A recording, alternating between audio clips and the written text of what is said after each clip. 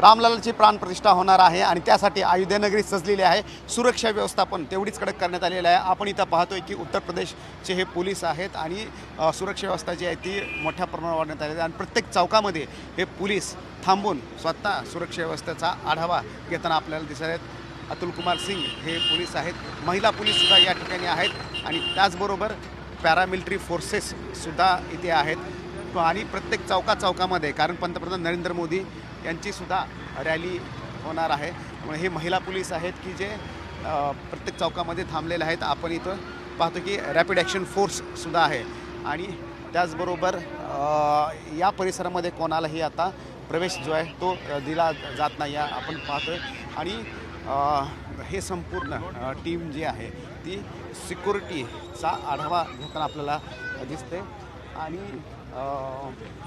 इथे ओळखपत्र असल्याशिवाय कोणालाही प्रवेश दिला जात नाही आहे। आपण इकडे पाहतोय की ही कशा प्रकारे तयारी करण्यात आलेली आहे। फुलदाणे लावण्यात येत आहेत, वेगवेगळ्या रंगाचे फूल आपल्याला इथे दिसत आहेत। तर ही कमान जी आहेत ती फुलांनी सजलेली आपण पाहतोय।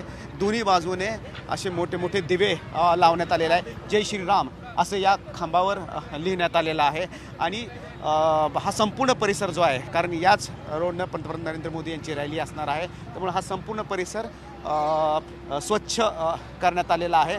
सुरक्षा व्यवस्थासुद्धा कडक करण्यात आलेली आहे। मात्र दोन्ही बाजूला हे अशा प्रकारचे कठडे करण्यात आलेले आहेत की जिथे अँगल लावण्यात आलेले आहेत आणि याच्या पलीकडेच इथले जे अयोध्येमधील जे नागरिक असतील त्यांना इथून पंतप्रधान नरेंद्र मोदी यांची रॅली जी आहे ती पाहता येणार आहे आणि सर्वत्र सज्ज असं दिसते। अयोध्या जी आहे ती सजली आहे आणि त्याचबरोबर सुरक्षेची काळजीसुद्धा घेण्यात आलेली आहे। Cameraman Rajesh Ramraj Shinde, Zee media, Ayodhya.